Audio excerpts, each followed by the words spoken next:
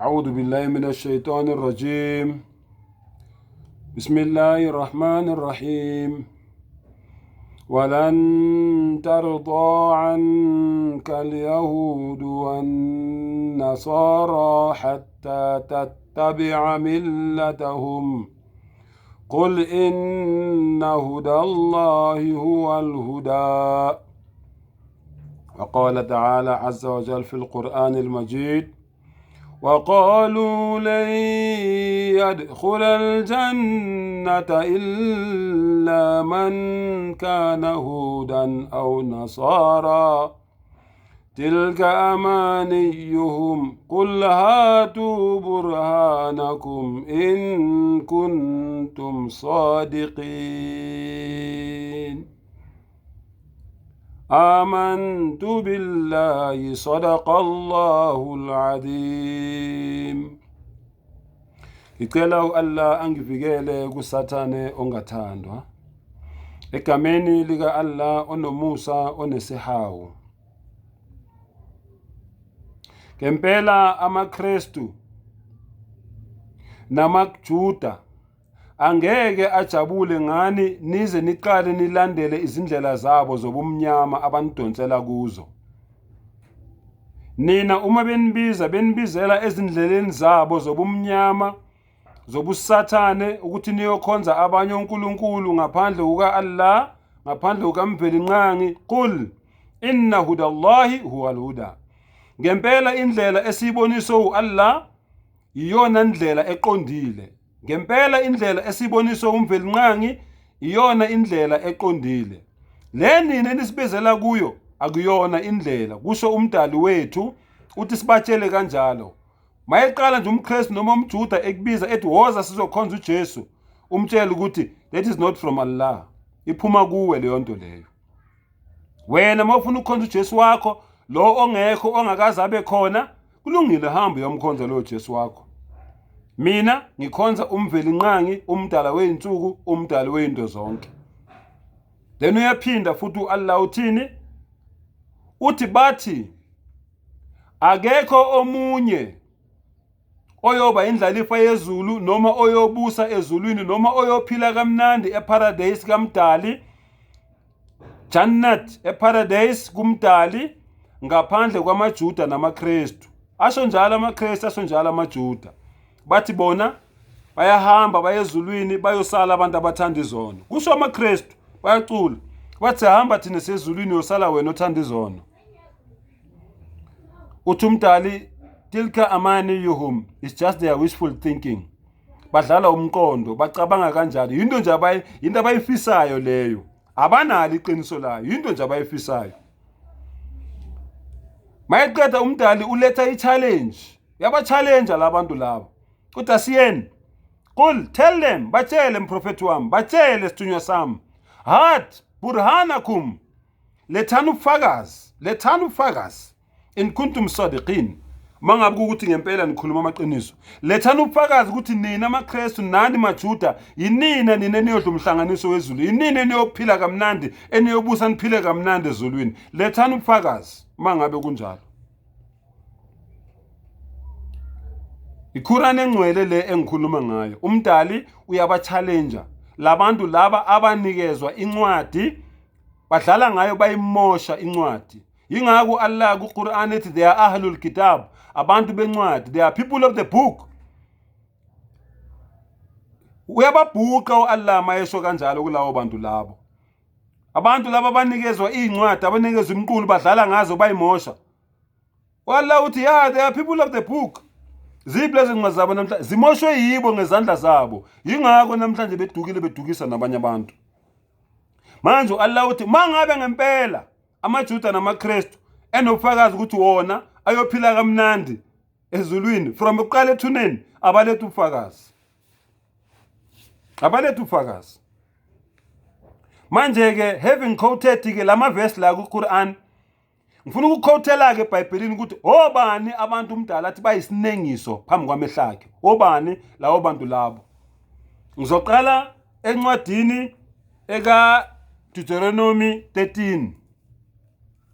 Incwadi engizoqala kuyo uDeuteronomy 13. Phezulu ithi isixwayiso ngabaprofeti bamanga nokukhonza izithixo. Uma kuvuka phakathi kwakho umprofeti noma umphuphi wamaphupho akunike isibonakaliso nesimangaliso. Isibonakaliso noma isimangaliso akhulume ngaso kuwe bese senzeka. Nayi inkinga la ikhona. Into edukisa abantu kakhulu ukuthi labo prophet bamanga benza izinto zenzeke. Usho njalo la. Uthi lo muntu uyaphupha aze kuwa kutshela isimangaliso enza imanga phambi kwakho zenze kuyibona. Labantu laba ababizela abantu e-stadium nasemahholweni bebawisa ukuphuma ama lightning ezandleni abantu bawe siyabona kuyenzeka.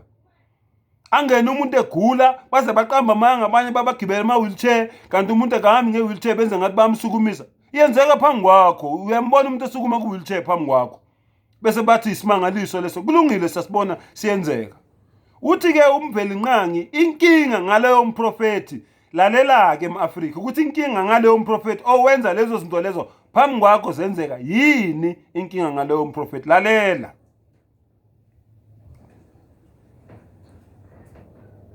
Athi masilandele abanye onkulunkulu ongabaziyo sibakhonze. Woza landela mina siyokhonza onkulunkulu ongabazi sibakhonze. Lo mprofeti utshela wena eMafrika uthi woza ngilandele siyokhonza uJesu lo wena ongamazi. Woza ngilandele siyokhonza uShembe. Woza ngilandele siyokhonza uLhanyana. Woza ngilandele siyokhonza uMndise. Woza ngilandele siyokhonza abakithi abangasekho. Woza ngilandele siyokhonza ithombe. Yonke leyo nto leyo awuyazi yonke leyo nto leyo. Njengoba uthi abakini abangasekho kumanje lapha ethuneni awazi ukuthi kwenzakalani kuye. Kodwa wena uyatshela ukuthi hamba umkhonza. Lo Jesu lo esihlale sikutshela njalo ngisaphinda futhi Google. What is the original name of Jesus? Uzobona uYeshua. Akusu Jesus. Original name yakhe alethiwa ingilosi esesesiswini noma makhe wametha lona. uYeshua. Ugoogle futhi original name of God. Uzobona akusu Jehova. uYahweh. Igama lakhe uYahweh ngolimi lolo lwalukhulunywa laba prophet esikhuluma ngabo la eBhayibhelini. Ngolimi lwesiArabu Allah. Umdala weinsuku umveli nqangi umdali weinto zonke ngolimi lwesiArabu. Yingani sithi Allah ngoba umprofeti uMuhammad wayeyiArab wasitshela ukuthi uAllah. So wena othi uJehova imuphi umprofeti wakutshela ukuthi uJehova? Wena othi uJesu imuphi umprofeti wakutshela ukuthi uJesu? Wake washo yena ukuthi igama lakhe uJesu. Ngisaphinda futhi Google igama elithi Jesu alphabet J ungena ku dictionary after 500 years uJesu wanyukela ezulwini negama elithi Jehova. uYahweh uYeshua. So umprofeti noma umholi othi wena woza sokhonza uJesu uthi woza khonza into engazange bekhona uNkulunkulu ongamazi. Lalela ukuthi umdala uthini ngalowo muntu loyo. Uthi awuyukilalela amazwi alowo mprofeti noma lowo mphuphu wamaphupho ngokuba uJehova wakho uyakulinga ukuba azi ukuthi uyamthanda yini uJehova uNkulunkulu wakho ngayo yonke inhliziyo yakho ngawo wonke umphefumulo wakho. uNkulunkulu mayethumela lo mprofeti kuwe lo ozokubhayizisa ozokudukisa ulinga wena ufuna ukubona uzokwenzani. Mabe kubiza bethi woza sokhonza abanye uNkulunkulu ngaphandle kwakho wena uzokwenzani kulingwa wena sidalwa sakho ulinga wena ufuna ukubona ukuthi uzokhohlwa yini ukuthi akumelanga ube nabanye uNkulunkulu ngaphandle kwakho. Kusho yena uthi ngiyakulinga ngalabo prophet labo abeze kuye bazokutshela ukuthi woza sizokhonza abanye oNkulunkulu ngaphandle kwakhe ulinga wena.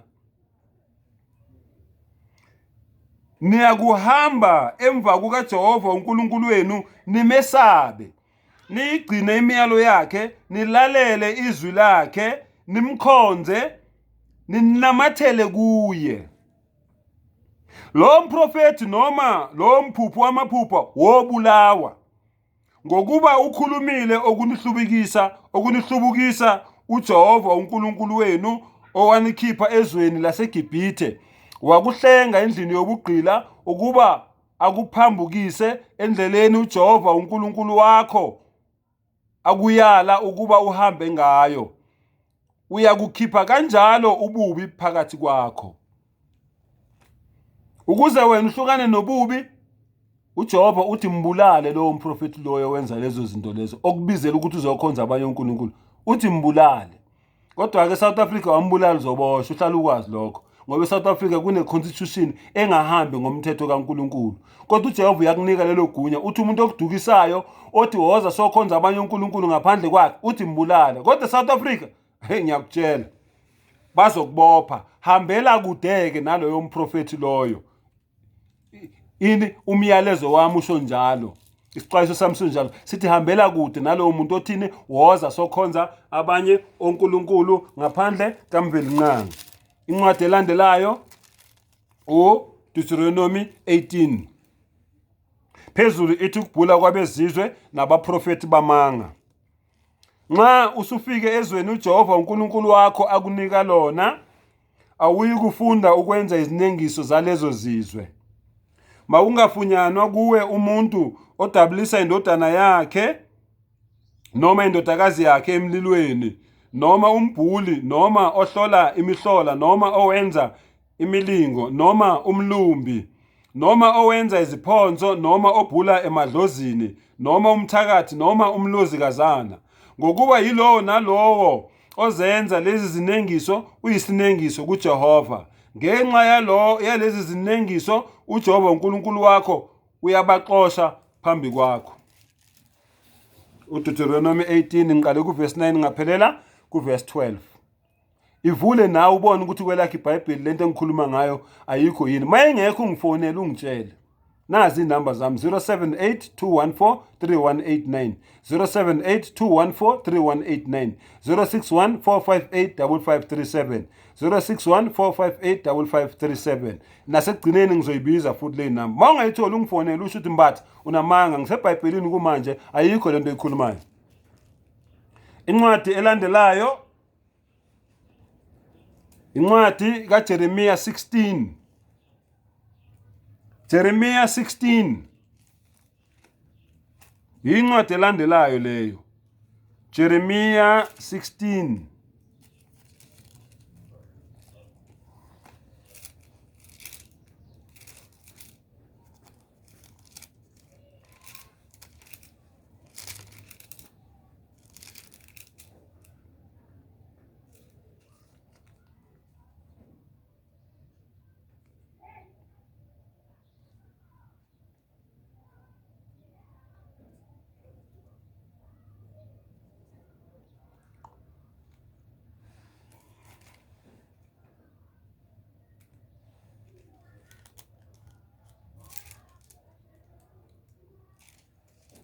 Ngixolele akusuJeremiya 16, akusuJeremiya 16 kodwa uJeremiya 23. uJeremiya 23. Sizoyiqala ku16. uJeremiya 23 iverse u16. Jeremiya 23 siqale kuverse 16. Ngalokho usho kanje uJehova Sibawothi uthi, usho kanje uJehova Sibawothi uthi, ningawalaleli amazwi abaprofeti abaprofetha kini benifundisa okuyize. Laba profeti abathi beprofetha kini banifundise okuyize, ningawalaleli amazwi abo. Lalelani ukuthi ibaphi lawo baprofeti. Uyanitshela umdala ukuthi ibaphi, nobabona ngani lawo baprofeti labo. Bakhuluma umbono wenhliziyo yabo, kungengokuvela emlonyeni kaJehova. Bakhuluma umbono wenhliziyo yabo, kungengokuvela emlonyeni kaJehova. 17. Bazinge bethi kwabangidelelayo. Uthi umdali labantu abakhuluma lento le bayamdelela. Lalela ukuthi bathini laba abadelela uNkulunkulu. Lalela ukuthi bathini. uJehova ukhulumile uthi, niyakuba nokuthula. Bathi uJehova ukhulume nabo wathi abantu bani bazoba nokuthula. Kuba bonke abahamba ngenkani yenhliziyo yabo, bathi anikwehlelwa ngokubi. Niyakuba nokuthula, anikwehlelwa ngokubi. uJehova ukhulumile nami. Basho kanjalo. Okay? 18. Uyababuza kumdali ke manje. Nawe mbuze ke Afrika mayefika kuwe ekutshela ukuthi uNkulunkulu ukhulumile nami bese uyambuza lento umdala ababuza yona. Lalela kumbuzo uthini 18 ngokuba ngubani owake wema emkhandlwini kaJehova ukuba abone ezwe izwi lakhe na. Ubani owake wema emkhandlwini kaJehova wambona ukuba abone mayeqeda ezwe ini izwi likaJehova. Ngubani oqaphele izwi lakhe walizwa na. Ubani oqaphele izwi likaJehova walizwa na. So bonke labantu laba bathi uNkulunkulu ukhulume nami wathi, uNkulunkulu ukhulume nami wathi, uNkulunkulu ukhulume nami wathi, uJehova uthi amampunge bakusengele imithiyo bakushaya ngempi iphindiwe bawuhubhu kaBhejane. Bheka isivunguvungu sikaJehova esinokufutheka siphumile. Isivunguvungu esiyisikhwishikhishi sehlele phezu kwamakhanda ababi. Ngenxa yale inkulumo zalabantu laba, isivunguvungu sikaJehova esinokufutheka nesivunguvungu esiyisikhwishikhishi sehlele phezu kwamakhanda abo lawo bantu laba ababi. Intukuthelo kaJehova ayikubuya aze afeze umgomo wenhliziyo yakhe. Ezinsukwini ezizayo niyakuqonda nokuqonda. Uthi umdali niyokwazi niyoqonda. Senibona lento leJehova nitshela ngazo. Nazi ngempela ziyenzeka phambi kwamehlethu siyazibona. Asizwa kuthiwa siyazibona. Ubani loyo? uJeremiya 23. Ngiqale ku-16. Okay? Siqhubeke siyeke encwadini elandelayo okungubani okunguHezekiyeli. uHezekiyeli noma uHezekiyeli 13 phezulu ithini? Ithi abaprofeti bamanga. Abaprofeti bamanga.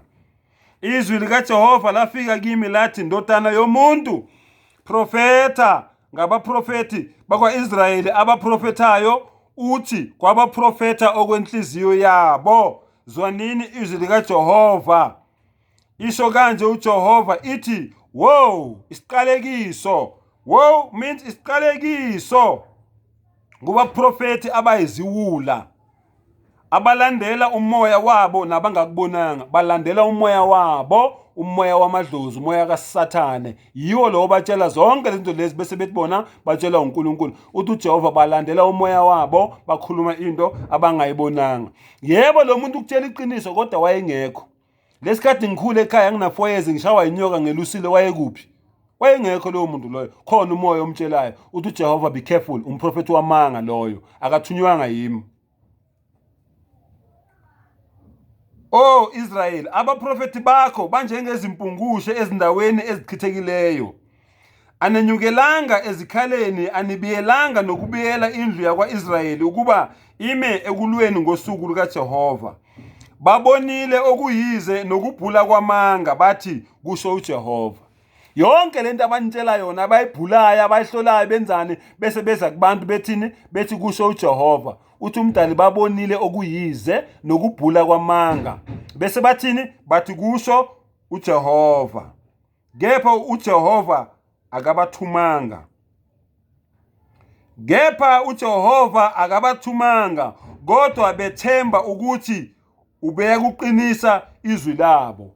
Bona banalelo themba lelo ukuthi uJehova uyoqinisa izwi labo. Bakhuluma amanga, bathi lento abakutshela yona ukuthi wena usakhula ekhaya kwalahleka ibheshu lakho, noma kwalahleka ibhluke lakho, noma kwalahleka ibhluke lakho langaphansi elumbalo so balithatha baligqiba bekuvala inzalo, benzani babengekho. Yenzeka ngempela lento kodwa babengekho. Umdala uthini? Khona umoya obatshelayo. Bona babengekho, bangabaprofeti bamanga. Be careful.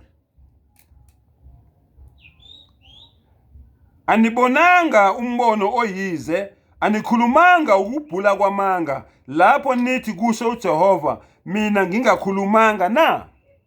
Anibonanga yini umbono oyize? Anikhulumanga yini amanga ngalento lezi nizikhulumayo bese nithi kusho uJehova engazange azisho, engazange ayikhuluma? Uyabuza uJehova ukuthi anibonanga yini imbono yamanga? Anilalelanga yini izinkulumo zamanga lezi abanitshela zona labo Sathane laba abaziphendula izithunywa zenu, njengoba nithi ninezithunywa nje ezinitshelayo ezenimbulela impilo zamazulu? USathane ke loyo odlala ngani. bese nani niyodlala ngabantu bakaNkulunkulu Nkosi yami ikephu selengazilutho bacabanga ukuthi nikholiwe kanti nisetshenziswa usathane. Be careful wena oshunyayezwayo noma wena onzani ohlolelwayo noma wena obhulelwayo. Lo muntu okubhulelayo ubhulela amanga bese athi into etshelwa uNkulunkulu akusho kambatha umntwana. Hezekiel 13.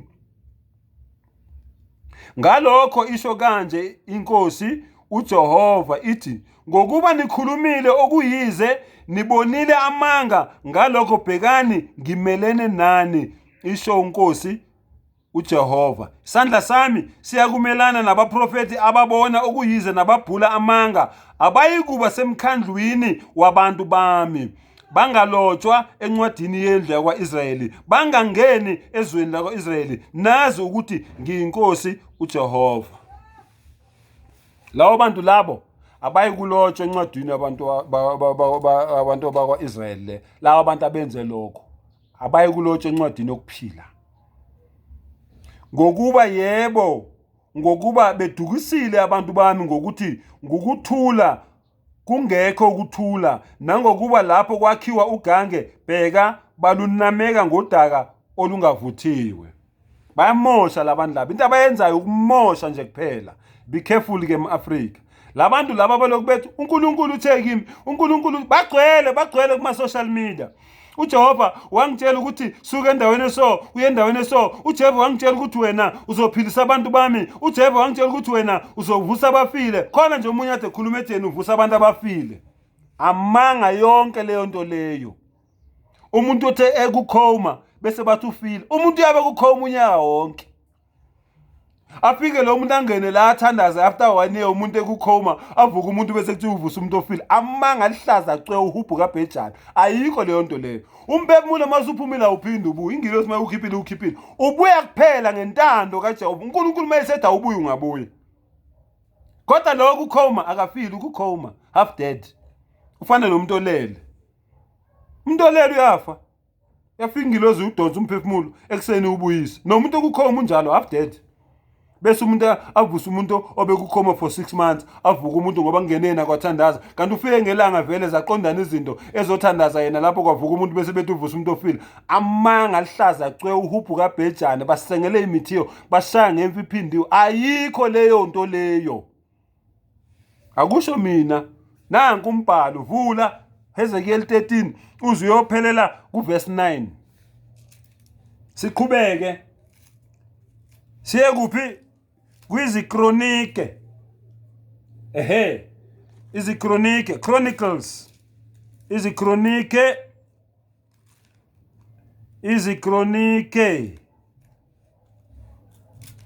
The book of Chronicles.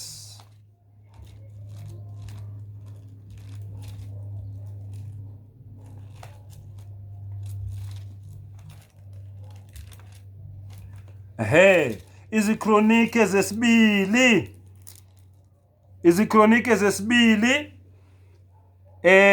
Isahluko u7 bese uqala kuverse 19. Izikronike zesibili isahluko u7 uqale kuverse 19. Kepha uma nibuya nishiye izimiso zami nemiyalo yami engikubeke phambi kwenu noma phambi kwakho, nihambe nikhonze abanye onkulunkulu nikhuleke kubo, ngiyakubasiphula ezweni lami engibanike lona, nalendlu engiyingcwelisele igama lami ngiyakuyilahla ebusweni bami, ngiyenze isaga nesifenqo phakathi kwabantu bonke. Lendlu ephakeme kangaka yilo nalowo odlula kuyo uyakumangala athi, uJehova wenzeleni kanje kulelizwe nakulendlu na?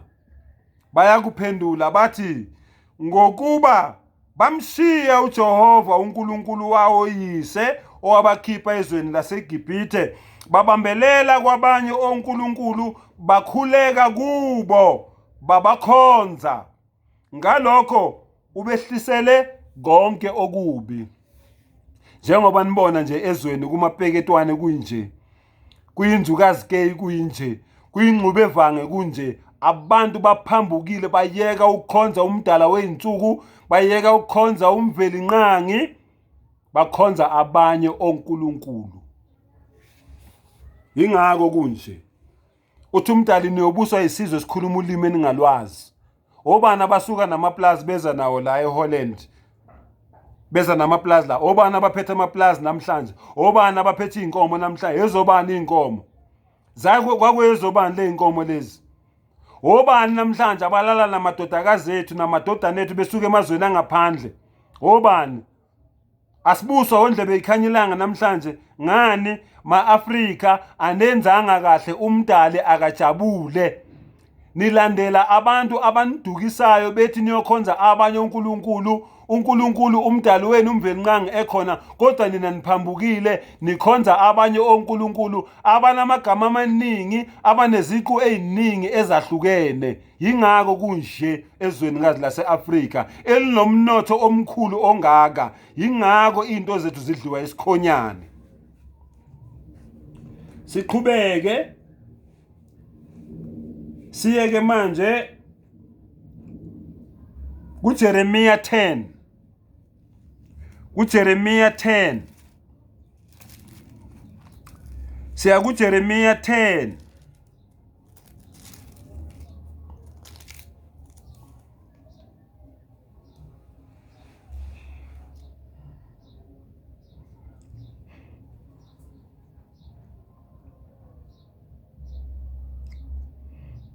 Mawuvula kuJeremiya 10 uyiqale kuverse 8.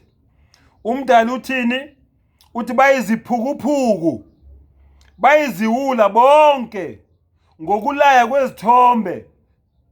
Kungumuthi nje khunywa ngalabantu laba abakhonza isiphambano, ababizela abantu ukuthi abazokholelwa esiphambanweni, bakhonza isiphambano. Abantu abaguqa phambi kwesiphambano esinesithombe sesiliva noma segolide, abasihenge lapha esiphambanweni, bese kuthiwa abantu abaguqe phambi kwaleso siphambano. Umdali uthi bayiziphukuphuku, bayiziwula bonke kungukuyala kwezithombe. Isiphambano umuthi nje, isihlahla nje into egawulwe ehlathini.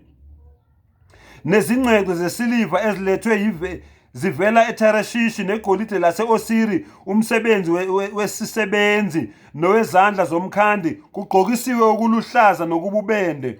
Kungumsebenzi wabahlakaniphileyo. Laba bayitshela ukuthi bahlakaniphile yiba benze lento. 10. Kepha uJehova uNkulunkulu weqiniso unguNkulunkulu ophilileyo nenkosi yaphakade. Ngentukuthelo yakhe umhlaba uyazamazama. Ngokwenza yonke lemsangano abantu abayenzayo yeziphambano nezithombe, na yonke lemsangano yezangoma nenyanga konke, you name them, uthi uNkulunkulu ungaka umhlaba uzamazama. Izizwe azinakuma ngokufutheka kwakhe. Ngeke nikuthola ukuthula. Thukuthela umdali izenzo zethu ma-Afrika. Niyakusho kanje kubo nithi onkulunkulu abangenzanga izulu nomhlaba, labo bayakubhubha emhlabeni nangaphansi kwezulu. uNkulunkulu ongazange lenza izulu nomhlaba uzobhubha, uyathanda noma kathandi. Wawenza umhlaba ngamandla akhe, walimisa izwe ngokuhlakanipha kwakhe, ngokuqonda kwakhe waleneka izulu, lapho elizwakalisa izwi lakhe kungukuhlokoma kwamanzi ezulwini. Uzikhuphula izinkungu emikhawulweni yomhlaba, enzele imvula unyazi, awukhiphe umoya endlini yengcebo. 14. Bonke abantu bayiziphukuphuku abanakwazi. Bonke abakhandi bajabhiswa nezithombe zabo ezibaziweyo, ngokuba izithombe zabo ezibunjiweyo zingamanga, nomoya awukho kuzo. Ziyize 15. Ziyize umsebenzi wenkohliso, ngesikhathi sokuhanjela kwabo ziyakubhubha. Ivule ema-Afrika uJeremiya 10 uyiqale lapho kuverse 8 yophelela ku-14. And then siya manje Matthew 7. Matthew 7. Matthew 7. Matthew 7.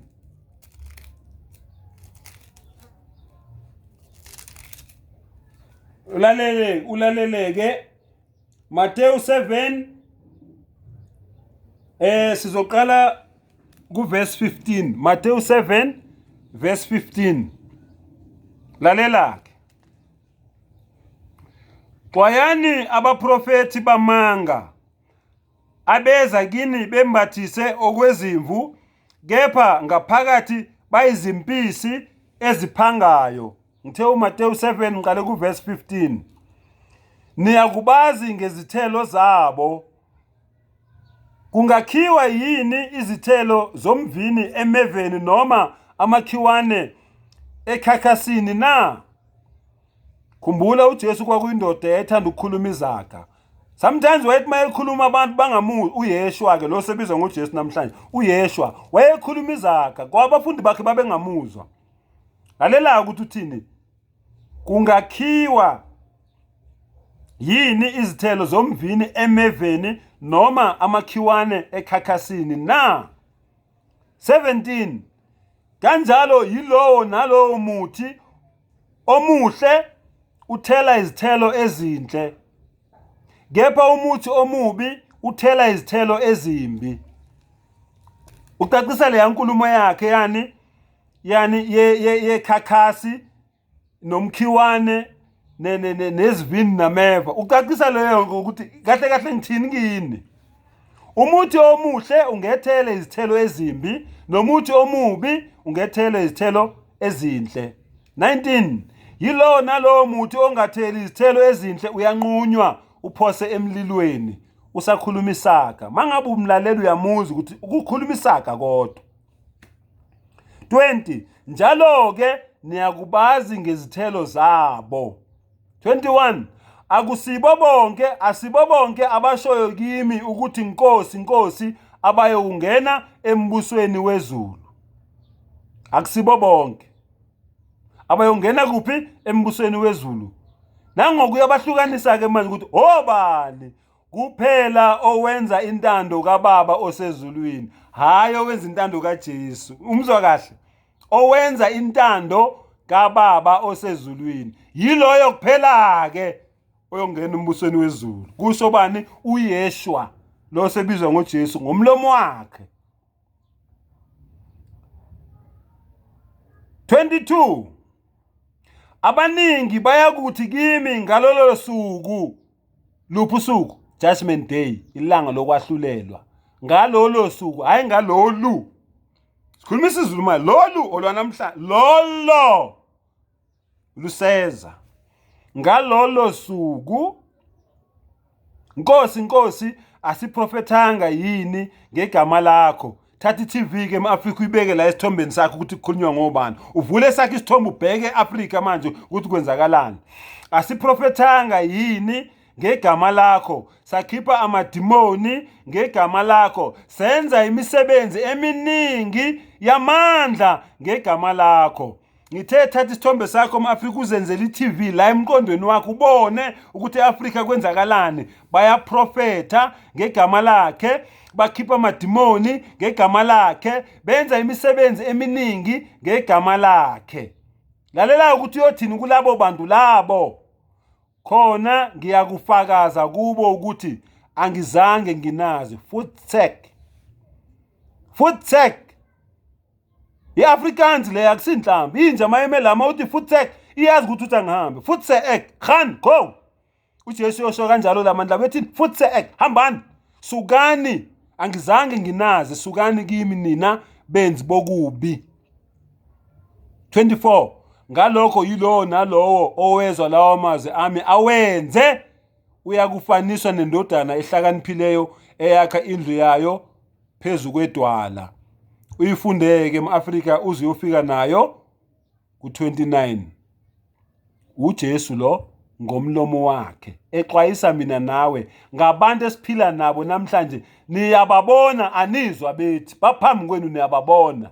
Uthini? Bagqoke izikhumba zezimvu kanti bayizimpisi. Lalela. Bese siya kuMateyu 6. Mateyu 6. Lalela ke uMateyu 6 ukuthi uthini. Uhluba udlube ekhasini ke manje lapho ke uhlunga ukolo okukolweni ke manje uYeshua. Lo sebizwa ngoJesu uYeshua igama lakhe, indodana kaMaria, akana baba.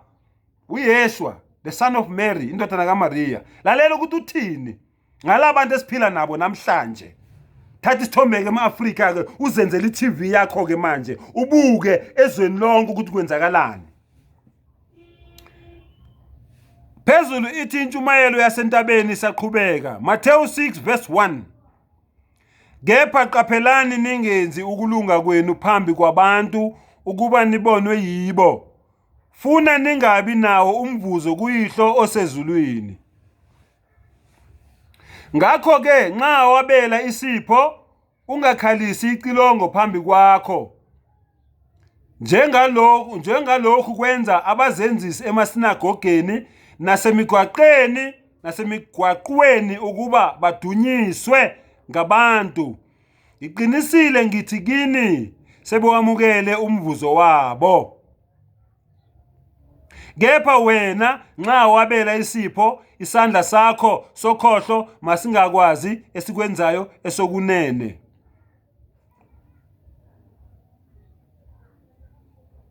Ukuze isipho sakho sibe sekusithekeni noyihlo obone ukusithekeni uza kukuvuza. Ungakhalisi icilongo. Ungayi ku media. Ungayi radioweni. Ungayi ku TV, ungafuni ukubukwa. Uma ngabe wena ufuna ukudonethela intandane sekuyagugulwa manje. Ngeke uthi Google othandweni a children's home uzothola imininingwane yama account numbers aleyo organization leyo enakekela intandane. Uthola ama account wakhona ungene ku laptop yakho noma efonini yakho uthumele leyo amount yemali leyo ofuna ukuyithumela. Hayi ukuthi utlanda abakwa TV abase radioweni kuyophuma ku TV kwazi wonke umhlaba ukuthi wena ubuyodoyinothela iwelfare organization ethize uthi uJesu usuwamukele umvuzo wakho. Be careful. Impawu zabantu laba abafuna ukubuka